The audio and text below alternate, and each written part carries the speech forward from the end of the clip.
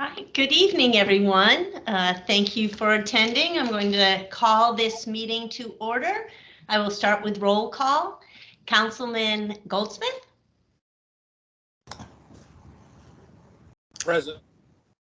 Councilman Challenger? Present, thank you. Councilwoman Bryant Ward?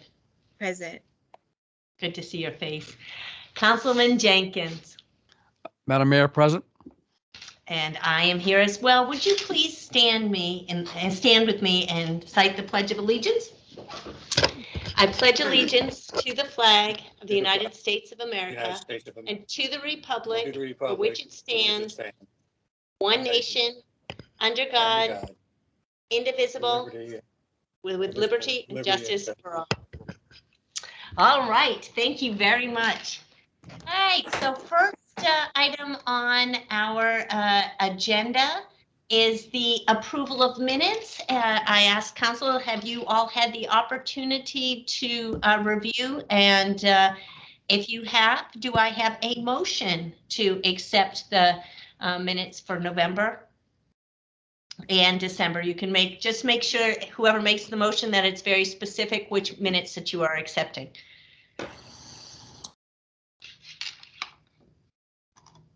I make a motion to approve the minutes for November 2021. All right.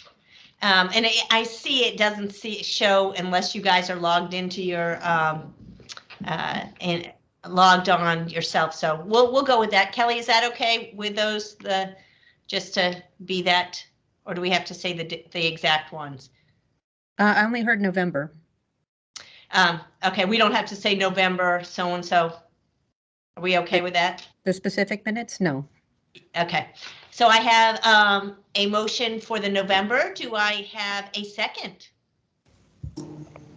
Madam Mayor, I second Councilman Goldsmith's motion to accept the November minutes. Fantastic. Any discussion, corrections, additions, deletions? All right, so I have a motion and I have a second. All in favor, please indicate by saying aye. Aye. Any opposed? Motion carries. Do I have a motion to accept the December 14th and the December 21st minutes? I move we accept the December 21st minutes, 2021 minutes as well. All right, do I have a second? Madam Mayor, I'll second the motion. Great. Any discussion, additions, deletions, corrections? Madam Mayor, Yes. are we missing a set of minutes in December? I think we only had two meetings because of the holidays. Yes, Madam Mayor, that's Yes. correct. We only had two meetings, 14th and the 21st. Thank you. Yep. Thank you for the question. Any other questions? I have a motion that has been properly seconded. All in favor, please indicate by saying aye. Aye. Aye. Any opposed? Motion carries. Next on our agenda, we were going to have Tim from Legit. He had a conflict, so we are going to go right into our audit presentation. Thank you, Mayor. Good evening, Mayor and Council. Kevin Greenville, Town Treasurer. Tonight we have with us from Cone Resnick, Karen Tasker, who is the manager of our audit, and we also have Dan Kinney, who is a managing partner. Tonight they will be presenting the FY21 audit to you, and Karen, I have made you a presenter, so you should be able to go through the slides with Dan. Thank you.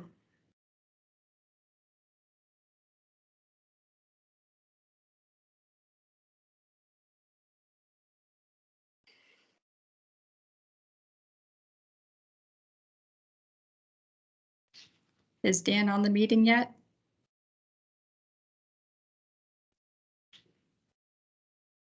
Okay. Well, as Kevin said, we are Karen, yeah, I don't see him on here, so if you want to go ahead. Okay. We are your independent accountants. We did the audit. We completed the audit in December for the fiscal year ended June 30th, 2021. And we just have a few items we wanted to communicate to you. So, I'll go through a summary of the audit opinion, our auditor's report on internal control, the AUC 260 communication letter that we're required to do with those charged with governance, which is you as the council members. We'll do brief summary presentation of a few things in the financial statements and talk about some things that will be coming up in the next years. So this is the first part of the audit report. It's very similar to last year. It just states that we audited the financial statements of the governmental activities, the business type activities, each major fund, and the aggregate remaining fund information for the town for the year ended June 30, 2021. Management is responsible for the preparation and presentation of those financial statements, and our responsibility is to express an opinion on those financial statements. And based on the results of our audit procedures, we found that the financial statements were fairly presented in all material respects for the year ended June 30, 2021. And then there's some required supplemental information regarding the management discussion and analysis, which Kevin prepared, and then some pension information. Those two are reasonably stated within the financial report.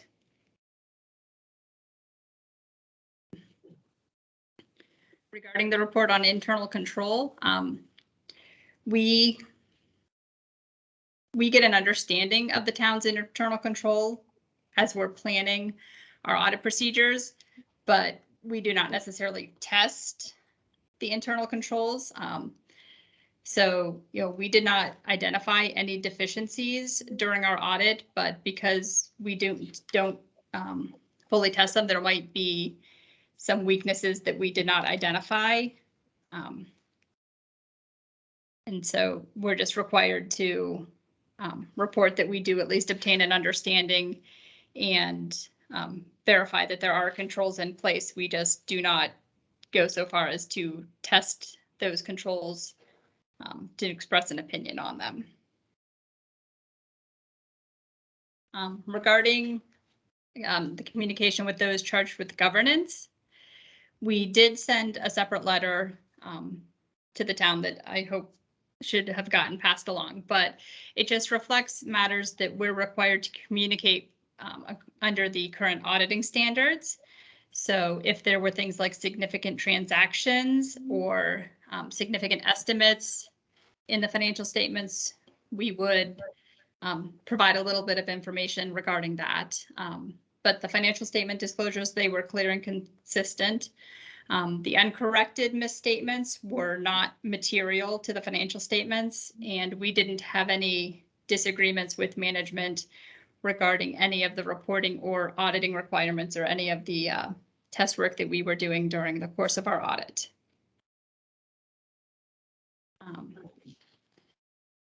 When you're looking at the financial statements, this slide points out some of the major sections. It starts with the management discussion and analysis, and then moves on to the government-wide financial statements, and then the governmental fund statements and the proprietary fund statements.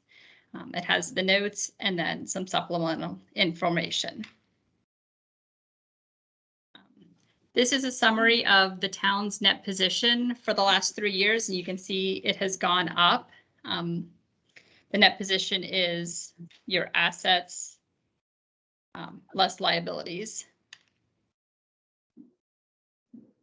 And the capital assets, typically you'll see them decrease each year as the assets are depreciating. In 2021, there was actually an increase because the town purchased some land and some other fixed assets that actually made it a net increase for the year. Long-term debt is decreasing each year as you make your payments on those various loans. So that's, as expected this year. So one thing that is recommended when you're looking at unassigned fund balance for governments, towns and similar to yours. The recommendation is that the unassigned balance is no less than 2 months of your general operating expenses for the year. And this next slide shows that while there was a decrease in the number of months that the town has in its unassigned fund balance, you're at 11 months, which is well above the 2 that is, kind of recommended as a best practice minimum. This slide kind of shows a breakdown of your fund balance over the last 3 years, the part that was non-spendable, a part that's assigned, and the part that's unassigned. So you can see the proportions are relatively consistent from year to year. And then a few things upcoming that'll impact next year. There are some new standards, so leases, not that the town has significant leases, but if you did, they're going to change the accounting for that. If you have assets that you're in construction, how you account for the interest during that construction period will be changing. Some of these won't necessarily affect you, like the certain component criteria regarding deferred compensation plans, the annual comprehensive financial report. They're changing some things related to that. But I do want to mention that the town has received significant funding from the American Recovery and Investment Act. So the audit for fiscal year 2022 will have a uniform guidance component, a single audit in relation to that federal financing. I think it. So were there any questions? Thank you very much. This is Mayor James. You answered my question because I was going to ask what is incorporating the ARPA funds going to look like for you guys next year. So it is great that you're anticipating that. And I know that you had some of the funds from last year as well. So I do not have any further questions. Council, do I have anyone that has any questions for Karen? Sorry, I saw Councilman Jenkins and then Councilman Trollinger. Councilman Jenkins? Thank you, Madam Mayor. Again, Councilmember Jenkins from Ward 4. Thank you for the audit and pretty comprehensive. I just had a question on slide 14, financial, the components of the general fund balance. What is meant by non-spendable? So that component is for your prepaid expenses balance. It just means it is a component of equity that you can't spend on other areas because it's already designated for these prepaid expenses. Okay, and then just a follow-up question from that Mayor James highlighted. So because we're using we got federal funds, they'll do a separate audit on just those funds or those use of those funds? Yes, there'll be a schedule that'll get prepared and we'll have extra compliance procedures and items related to that next year. Thank you. Welcome. All right, Councilman Trollinger. Thank you, Madam Mayor. Councilman Matt Trollinger for Ward 2. Thank you, Ms. Trasker, for the presentation. I was hoping you could share with us a little bit more about the 2 months recommended as best practice minimum for the unassigned fund balance. And maybe, Kevin, you can chime in on that a little bit, but it looks like along with the 2 month period of time, is there a typical amount that is assigned as an unassigned fund balance for a location like ours? I saw we're at about 11 million in unassigned. I mean, I think that, do you want to? Oh, yeah, Karen, so Councilman Trollinger, Kevin Greenville, Town Treasurer, GFOA, the Government Finance Officers Association, they recommend a minimum of 2 months. So they're not saying that you should have 2 months. It's a recommendation of a minimum. I know with a lot of their best practices, sometimes they will sort of give you ranges of what to shoot for. With this, they just give you a minimum. I think it's important when a local government or any government looks at setting a fund balance policy, which the town does not have right now. We have an unofficial one. We don't have official one. Is sort of to look at the risk of the town. What our risk is to our revenues. Are there natural disaster revenues? Expenditures that could pop up. So it's really looking at it as a risk-based analysis. And I think it is something we as staff and with council, we could look at and try to set up a more formal policy for us to have. I think it is a good best practice, but that 2 months is just an absolute minimum. They're not saying you should have that. It's just, you shouldn't go below that. If you go below 2 months, you're really risking, running into a financing problem and a liquidity problem. Okay.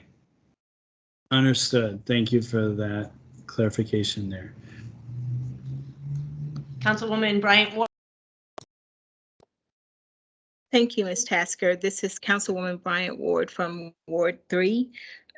You stated that there were no immaterial findings, but you said that there were uncorrected, I'm not sure about the term, uncorrected misstatements. Yes. Misstatements. So when they're uncorrected, that's not the same as immaterial.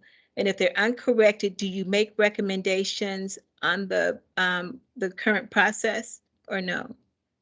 So the reason that there was an uncorrected misstatement this year, which is, well, immaterial means that it's below a certain threshold, we don't have to do anything. If it's above that threshold, we have to assess, is it something the town should record, or we can pass on it and it becomes this uncorrected misstatement. In our test work, we'll use some reports to estimate what we think a balance should be and compare it to what's reported. Because we aren't doing exact test, that's what, there was a difference between what we were expecting and what was reported. And that's why there was this uncorrected misstatement, but we didn't think it was something that meant the balance the town was reporting was wrong. It's just that when we did our analysis, it was, slightly different. Okay. Thank you. All right. Anyone else? Fantastic. Thank you for that very thorough report. And we will move on to our next agenda item, which is any questions? I know we have the chief on the line. Any questions for the chief for his monthly report? Councilwoman Bryant Ward. Oh, it's still raised. That's okay. You're waving at us. Anybody for the chief? All right. Thanks, Chief, as always, for you and your department for doing a fantastic job. Director Stahl, do you have any questions for Director Stahl for his monthly report?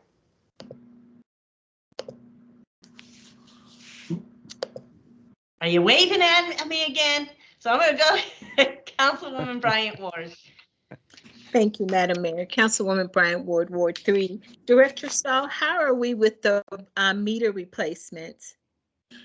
As you'll notice, Councilwoman Bryant Ward, we're not doing extremely well. We still have about 600 units to still replace. We've replaced 1,515 out of 2,070. So we're still around 600 meters yet to replace. As you can see, for those not complete, 56% of those not complete are in 6 major subdivisions. And Mayor and Councilman Trollinger, those are both in, the majority of those are actually in Kings Grant. So Kings Grant has been really one of the least, I don't want to say helpful, but the least scheduling in this situation to be able to upgrade their meters. We are running into a real challenge because one of the things that's coming up for us, AT&T, currently the collectors that we have utilize AT&T 3G networks. And we are now operating both. We have 9 collectors on the version 3s that we have not upgraded yet. And we have 8 collectors on the new version 4 collectors, both of which will have to be upgraded to 4G before they stop utilizing 3G. Right now, AT&T is advertising that they're going to stop using 3G at the end of February. Some of the other carriers, I believe Verizon is going to continue to support 3G until the end of the year, but AT&T is saying that we would have to upgrade by the end of February. Each one of those upgrade kits for each one of those collectors is around $1,500.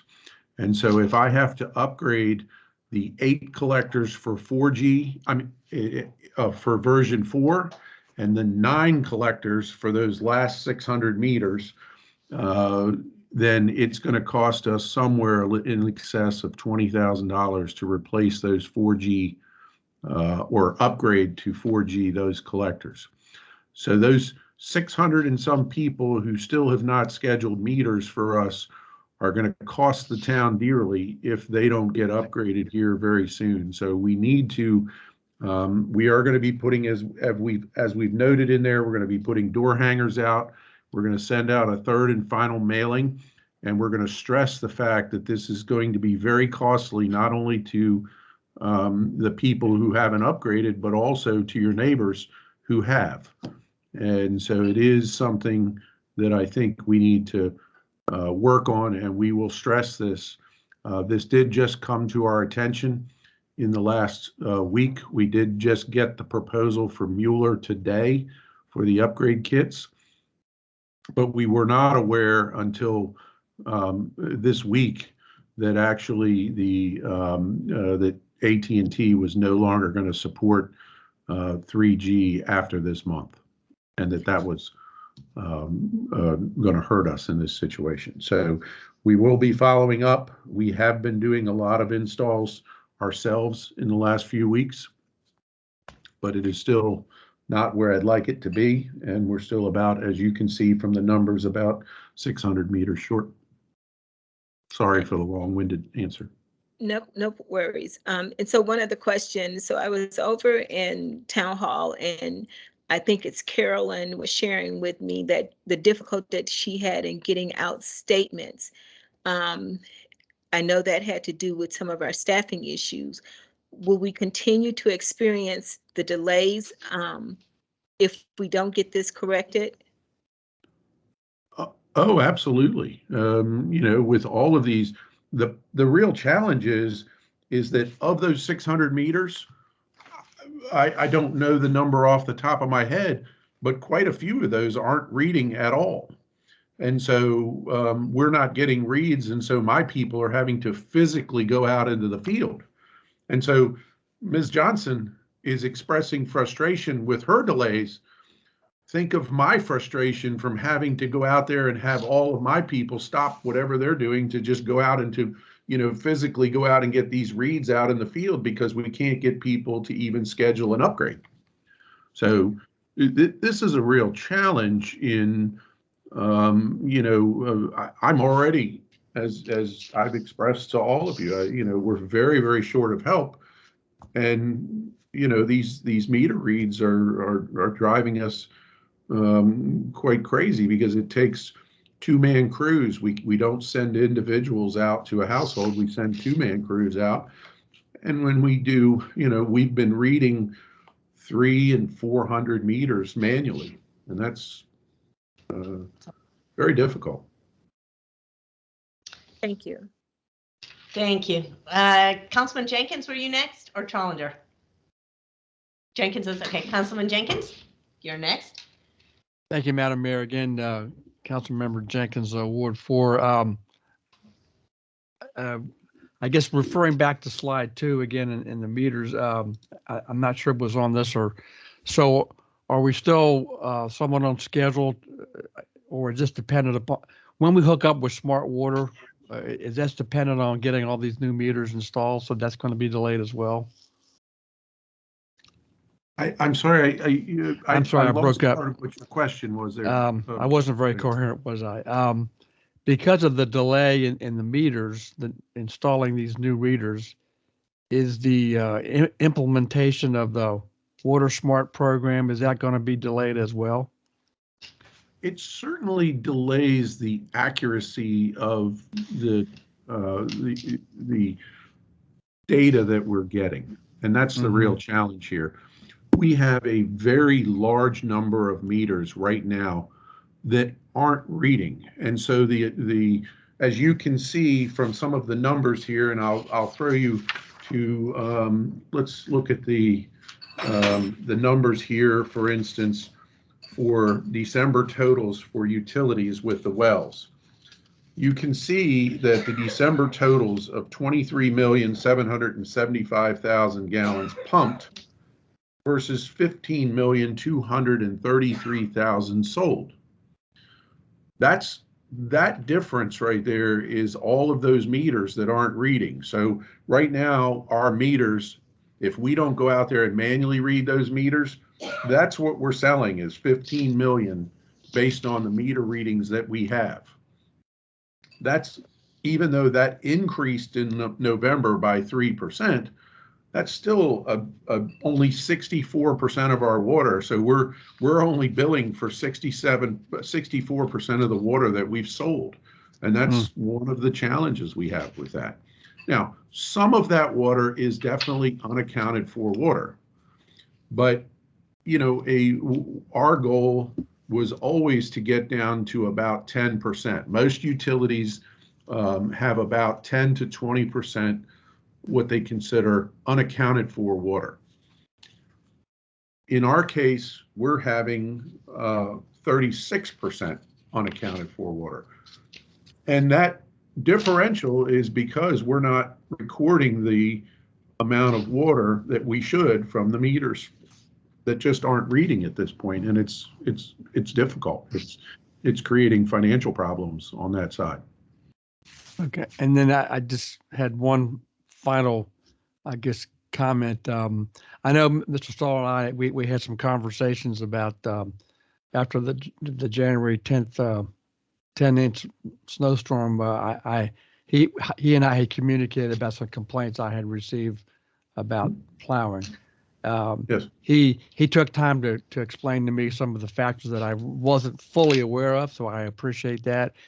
I relayed those to some of my folks who complained, and they were pretty understandable, particularly, and I wasn't fully aware that given the weight of the snow, it literally can knock over mailboxes, and there were a number of those here in Clark's Run, and they've already replaced them, and they understood. Some of them understood that. So I just want to go on record of saying that, and I know that's a very difficult job removing snow, given the criteria that you have to meet. So I just want to, again, publicly say thanks for that effort, and I know that's a lot of work under very trying circumstances, and so I wasn't trying to pile on, but I just wanted to relay some issues that they had relayed to me. Now, and just so you know, I did go back and talk with them, and they somewhat understood, and so they. But I think the bottom line was they appreciated you being forthright with them. So thank you. Sure. No, I appreciate that. And listen, in everything we do, we always have a customer service component of everything, and there are challenges with what we do out there. It's, you know, people are say you're, for instance, one of the complaints and would say that, you know, that the plows were driving fast. One of the challenges we have with smaller plows, we generally 10 to 12 of our plows are pickup trucks. They're mounted on smaller trucks. That snow, as you know, from the tree damage and everything else, was extremely heavy. And when you were pushing that snow and the wide roads like out in Clark's Run, you were having to make 3 or 4 plow lanes with each on each way. And what happens when you get to that third where you're actually pushing out towards the mailbox, it literally, the snow is so heavy at that point, it has a real tendency to push those smaller trucks around. So in order to get you need that momentum to be able to push the snow and get it moving so that it doesn't actually just shove the truck around a little bit. And so we're trying to work with it, and we want to do, listen, nobody strives to make sure that we meet the customer's demands more than us. And our goal has always been to have all of the roads open in La Plata within 8 hours after the snow stops. And I think we have always done a very good job of doing that and keeping our roads open even in tough conditions. The tree damage in the snow over the 3rd and 4th was considerable, and so it, we had to cut out 3 big trees just to get into Hickory Ridge. Mm-hmm. And it was some of those were very challenging. But I think all in all, with, the group of guys we had, I wasn't missing a single person. Everyone showed up, they do their job, and they stay till the very end. And I want to just pass along how pleased I was with our staff and how everyone, really did a yeoman's job to do this on both instances. Well, you forgot, you mentioned something I forgot, and that is the extent of damages from trees falling in the public right away. So the crews did a great job of removing that stuff. I know it's very labor intensive, so thanks again. No, thank you. All right, Councilman Challenger. Thank you, Madam Mayor. Councilman Trollinger, Ward 2. Director Stahl, I sent you an email just to see if I could follow up with some of the folks in Kings Grant, maybe Agricopia on the Water Smart issue and the updated meters. Sure. But I did want to ask you, currently, Keystone is not handling that any longer. It's the town, right? Because I got an email from them saying that the town was taking over the scheduling of the updates. We are in the near term until we can get another mailing out and get another so that they can get the numbers that they need to send the people up here. Then they're willing to come back and they're willing to bring them up here. But our problem is it can't be for 2 or 3 a day. And that's what we've had so far, is that we're getting 2 or 3 a day. And so it has been something where my people have been going out there and doing those installs. And so if we got any significant portion or numbers, it wouldn't take them long to get up to assist. So you wouldn't be having to send your 2-man crew. It'd be 1 + 1. That's correct. Yes. Okay. They would send 2 people up to do the installs, and I would send 2 people just to be. We always put a town person with the third-party contractor. We didn't want to have the liability associated with not having one of our people there witnessing the install. Okay. Okay. Of course, to echo Commissioner or Councilman Jenkins' statements about the snow response. I know you contacted me personally about a resident that was concerned, and I know that it's hard sometimes with the line between county and town, who's responsible for the road, and it seems like even county resources may list roads incorrectly. So I don't know, maybe I can get with you at a different time to address that particular resident's concern, but you addressed it quickly, and your folks were great. That particular teacher was able to get out and go to his school to teach remotely the next day as was required. So I know he was very grateful. So thank you. No, thank you. And last thing, so thank you, Director Stahl, for your report, and Council for your questions. If you could get us a list of those that need to upgrade and do it by ward, sure.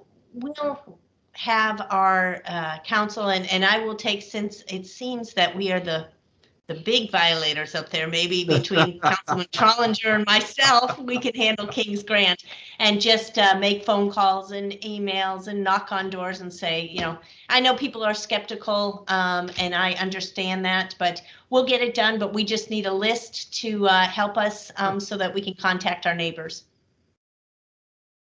As Omicron starts working its way down, and we're very, very hopeful, our healthcare community has worked extremely hard, but it does look like the numbers are going down, and we're hopeful that by late winter or early spring that we could be able to put a push on this and have people feel comfortable about people coming into their homes. So we're very hopeful in that regard, and you know, we'd like to make an effort.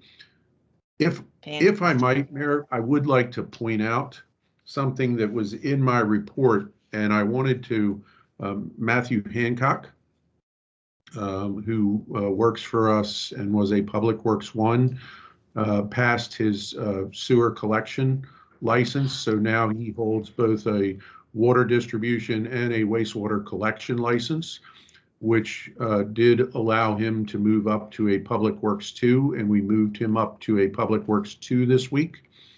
And I wanted to point that out because he did work diligently to pass both exams. He did that. We did move him up.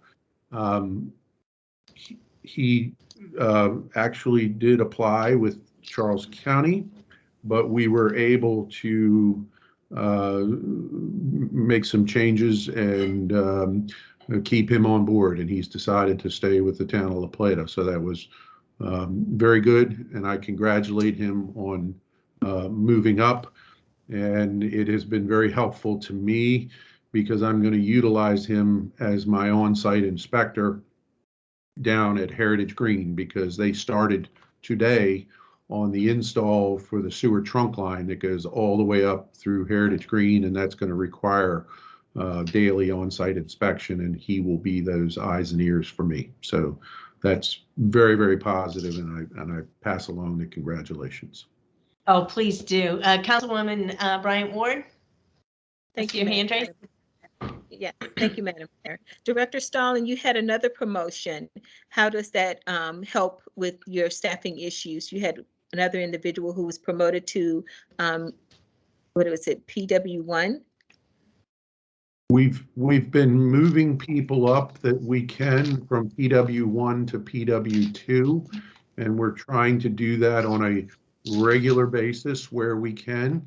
The requirement for to move a Public Works 1 is where we bring people in, and that can either come in as a trash store. That's where we start everyone on the basic jobs. If they can get both of their water and sewer licenses, they have the opportunity to move to a Public Works 2. Either that, or they can get their CDL and they can move up to a Public Works 2. If they're able to achieve both their sewer and water license and their CDL, we can move them to a Public Works 3. So we're trying to constantly give the ability for people to move up and to be able to better themselves. There are certain criteria on that. And we've had some success, not as much as we would like. The real challenge for us is generally that when they get either or, the CDL or it does make them much more marketable out in the community. And so we do constantly run the risk of being the hiring ground for some of the other agencies, and that's something we're going to face. And some of my concern that I've shared with the council about, making us a little more competitive in the marketplace and trying to not necessarily be the hiring ground, because it's hard to get the people trained and get the people educated. Director Stahl, do we pay for those licenses? Do we pay when they go out and get their CDLs? And if we do, is there not a requirement, a minimum time on the job that they have to remain after we pay for that? Or do we not pay for it? There is a minimum time requirement for them to be with us in order to get their license. They have to be a minimum of 2 years before they can get their sewer license, for instance. So they have to have been with us a minimum of 2 years working actively in sewer. But we do not have a requirement that once they get their license that they work with us for additional time. The cost of actually taking the test and passing the license is somewhat minimal. Off the top of my head, I want to say it's I want to say it's $100 to take the test and $100 to actually get your license. So the actual taking the test and the license are not tremendously expensive. It's the education process and the time we've put into educating them and possibly sending them to school and doing the things that, are necessary to get the educational background to be able to pass. And that's what's sad is, you work with people for a long time. We train them down at the wastewater treatment plant. Those are even more frustrating because those are very technical situations. And here, we have a very good base crew, but we also, we hate to lose anyone in those type of situations because it's just a knowledge base that you don't get back. And it takes a long time to get people up to speed on how to do those kind of things. And even just water distribution and wastewater collection, there is so much to know about how to test pipes, how to operate the units, how to be able to work on the pump stations, how to do all of those different kind of things. It's not just necessarily test material, but it's the physical knowledge of actually being out there in the field and how things are done. Thank you. Thank you, Director Stahl. I skipped over Director Harrington. I am so sorry. Does anybody have any questions for Director Harrington and the Planning Department?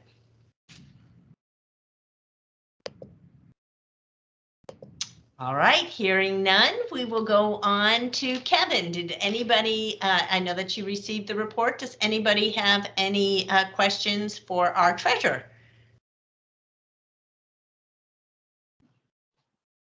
Mayor, Council, I do have one comment I'd like to make tonight. Kevin Greenville, treasurer for the town. Excuse me. You'll see on the treasurer's report on that the difference between revenue and expenditures within our general fund is $5.178 million. And that is due to the ARPA money we received in July of $4.7 million. When we initially received that revenue, we booked it as revenue. And I was on a virtual conference Monday, and a representative from the Government Accounting Standard Boards was there, and the question came up, what do they recommend governments do when recording the ARPA money? And their recommendation and their guidance is to record it as deferred revenue and then move it to revenue as you expend the money. So we are going to follow their recommendation. We're going to book that on deferred revenue. I just want you guys to know when you see the treasurer's report next month, that money will be removed from there, and we will move it to deferred revenue and then book it as revenue as we actually expend the money, since this will be a multi-year endeavor with the ARPA money. So I just wanted to bring that to your attention. It'll be a significant difference on the next report. Thank you for that clarification. All right, seeing there's not any other questions, that brings us to our public comment section of our agenda. If there's anyone who would like to speak, I ask that you state your name, your address, whether you're in the incorporated town limits, and please limit your comments to 3 minutes. Do I have anyone who would like to speak this evening?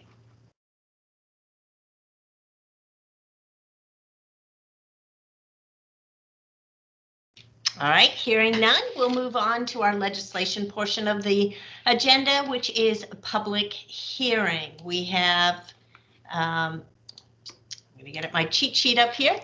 We will have, it's a virtual public hearing. So Kelly, has anyone indicated that they would like to speak this evening in writing? No, Madam Mayor, we've received no notifications. Okay, I would like to officially call this public hearing to order. I will review the procedures. The procedures are: the Town of La Plata virtual public hearing will be conducted in the following manner. At the discretion of the mayor, speakers, comments may be limited to 3 minutes. If you wish to speak for the record, you must announce your name when joining the virtual meeting and state that you intend to speak during the hearing. Keep your phone audio muted until you're called to speak. The Town Clerk will add your name to the speakers list. Written documentation for the record should be mailed. And obviously, we have not received any of this. This has been up for a month now, so we did not receive anything. So we have, speaking with the Town Clerk or our Assistant Legislative Services Director, has the hearing been properly advertised in the newspaper? And if so, when was that? What editions? Madam Mayor, it has been properly publicized. The certificate of publication is attached. Okay. Fantastic. Thank you. And is there any recommendations from the Planning Commission?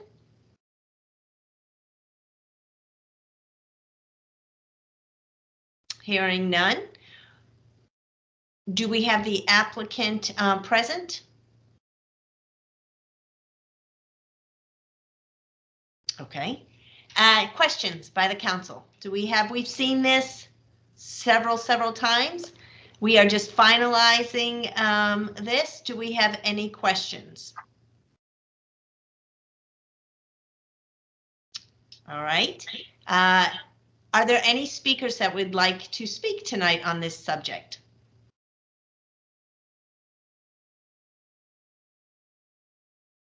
Okay.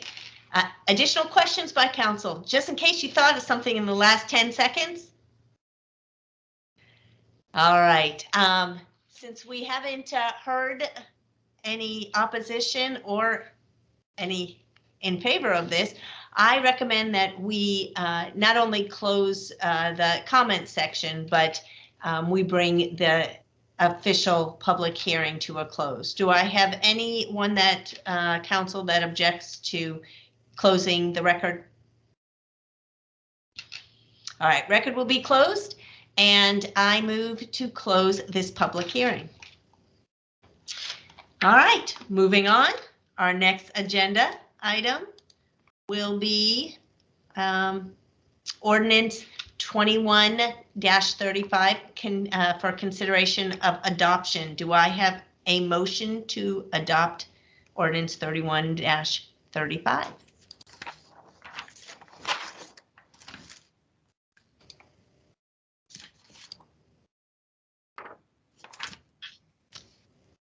No, James, I can read the title if you would like. You know what? Yeah, I was waiting for you, Brent. Come on. All right, sorry. Ordinance 21-35, consideration of adoption and ordinance concerning Design Review Board.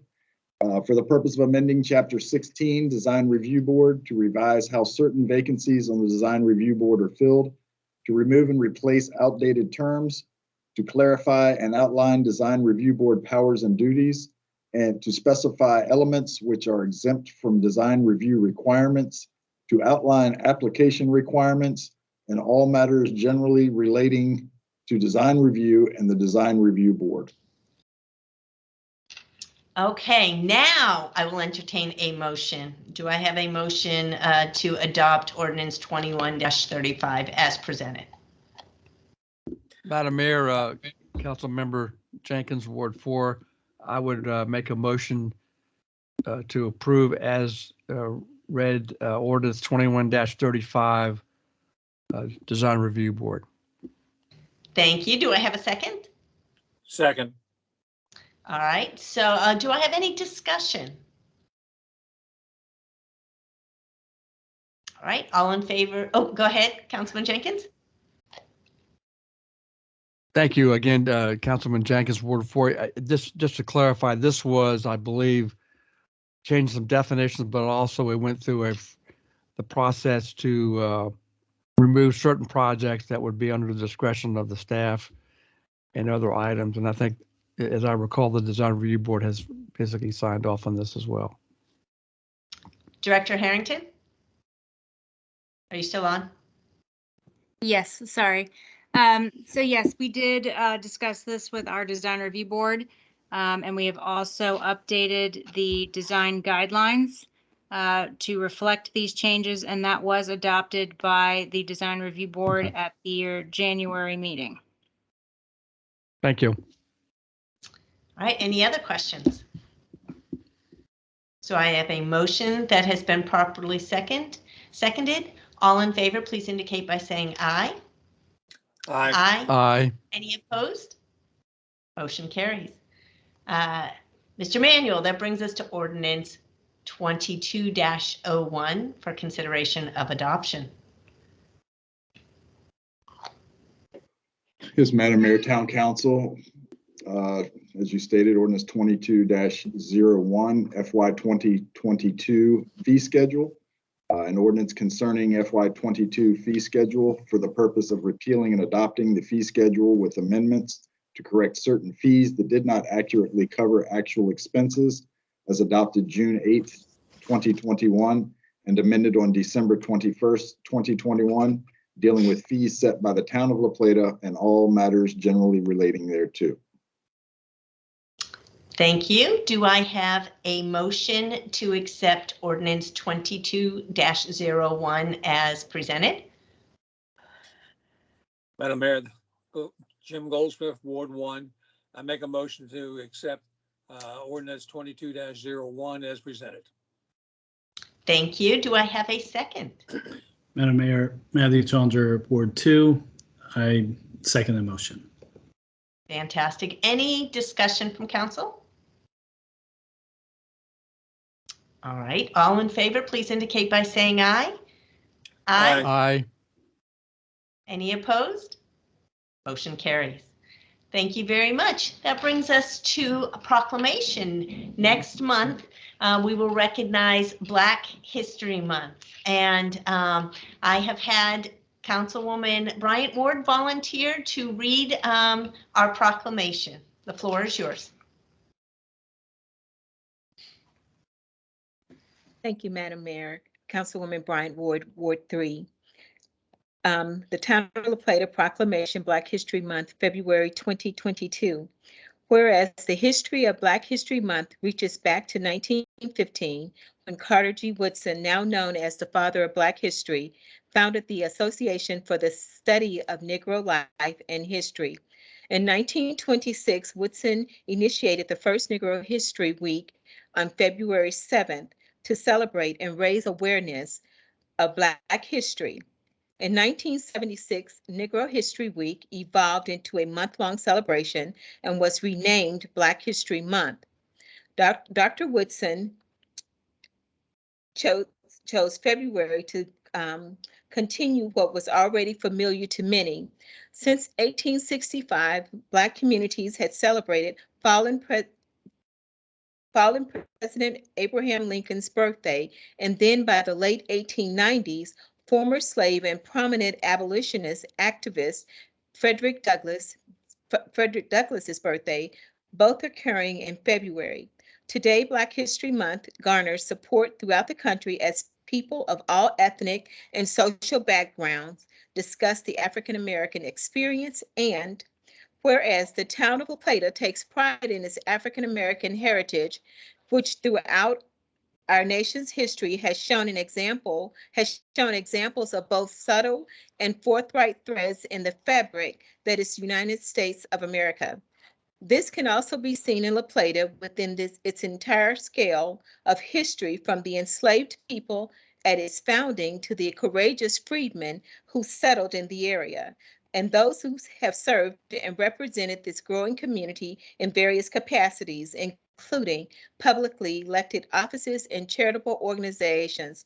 And whereas the town of La Plata encourages the preservation of our African American history and applauds the efforts of groups such as the Willing Helpers Society and the African American Heritage Society, as well as the La Plata Historic Preservation Commission, to ensure that African American contributions and achievements are recognized for their integral part in the history of La Plata and the surrounding areas.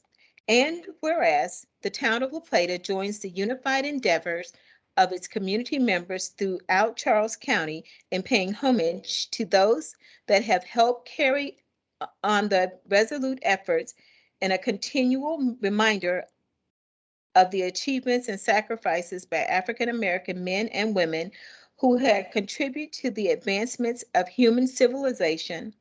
And whereas this year's theme, Black Wealth and Wellness, chosen each year by the Association for the Study of African American Life and History, focuses on the importance of Black health and wellness, encourages greater awareness of physical, emotional, and mental health, and acknowledges the legacy of the Black scholars and medical practitioners in formal Western medicine, as well as practitioners of traditional healing methods throughout the African diaspora.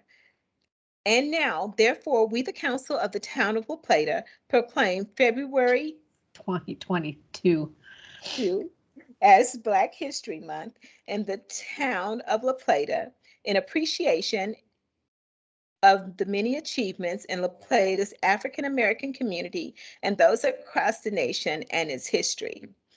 Council of the Town of La Plata, Jeanine E. James, Mayor, James Goldsmith, Councilman, Matthew D. Trollinger, Councilman, Evelyn L. Bryant Ward, Councilwoman, David M. Jenkins, Councilman. You did a phenomenal job, Councilwoman Bryant Ward. Thank you so much. And it is loaded with so much history in that proclamation. So I greatly appreciate that.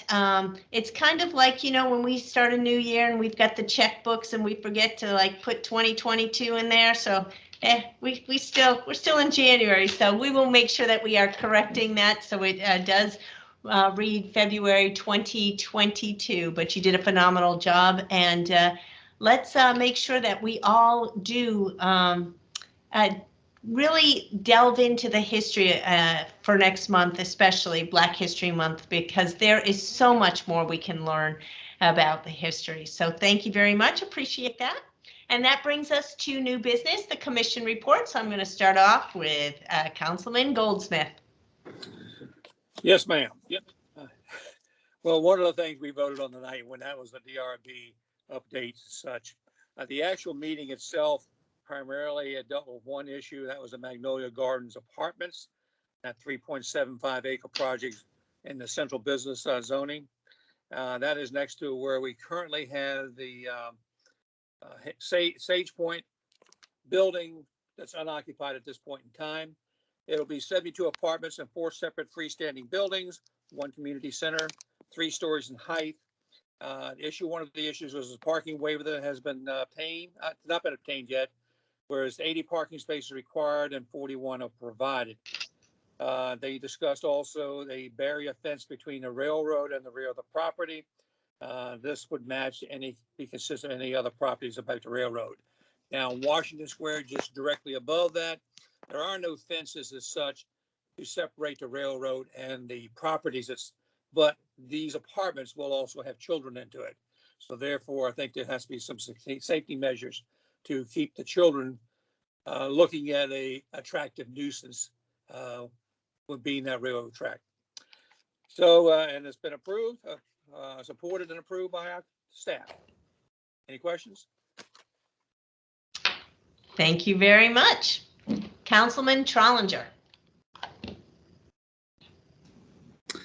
Thank you, Madam Mayor. I don't have a report. We have not met as far as the beautification committee. Christmas decorations are down thanks to Ms. Goldsmith and Ms. Norris. So that is the report that I have. Thank you. All right, Councilwoman Bryant Ward. Thank you, Madam Mayor. The one thing that I do want to note for the Planning Commission, we did elect a new chair and vice chair in our meeting. Chairman Gann will continue as our chairman, and Mr. Mudd will be the vice chair for our, and we are fully a full board with an alternate. So that's exciting. Fantastic. Thank you. I know this one coming up is going to be a busy one for you as well. And Councilman Jenkins. Thank you, Madam Mayor. Again, Councilperson Jenkins from Ward 4. The Parks and Recreation Commission met virtually on January the 12th. We reviewed a memorial bench application, which would propose an update to a second line aligned to an already existing bench. The chairperson asked that we review the February 22nd, 2011 Town Parks and Recreation Comprehensive Plan for possible projects that could or could be considered in the FY23 budget. We also discussed perhaps other opportunities for citizen engagement and outreach. One item could be to work with the Maryland Department of Transportation when they have their Walktober month in October, where they offer free webinars and other activities. We've also shared, and we'll hopefully share, the CDC's. They have a website called Active People Healthy Nation Program, which promotes walking and other healthy activities. We also shared the county have to submit their annual report to the state. And so we share that document. Within that document, there's the county Parks and Recs has several years ago purchased, they now term it La Plata Farm. It's a property that's north and adjacent to Wills Park. So perhaps there's an opportunity for collaboration with the county Parks and Recs to have some kind of a joint program between Wills Park and this new property they bought several years ago. They named it La Plata Farms.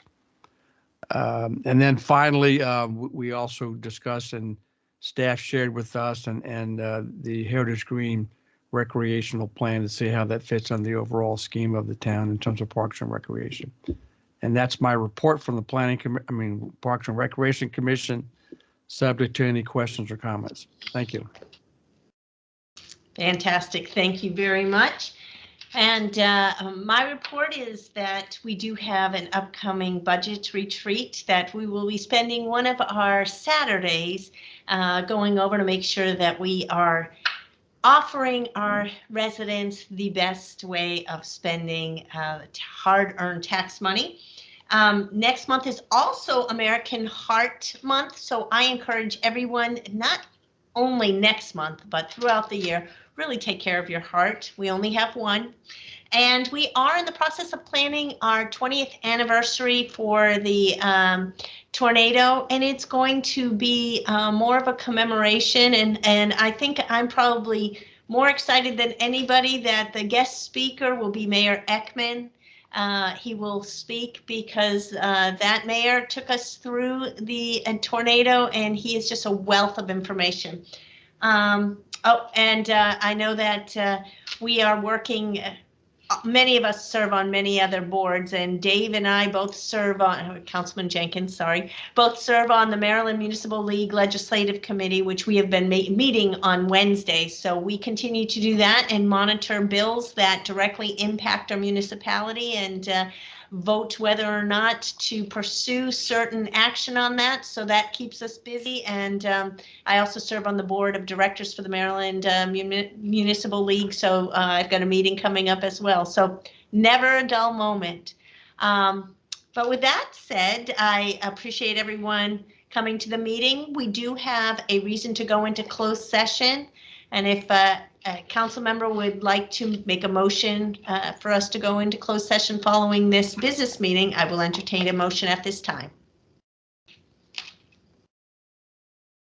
Madam Mayor, Council Member Jenkins would propose a motion to go into closed session following this meeting per general provisions that are in Article 3-305, Section 3-305 B, subsection 3 and C, 3 and 7 to consider acquisitions of real property for public purpose and matters directly related thereto.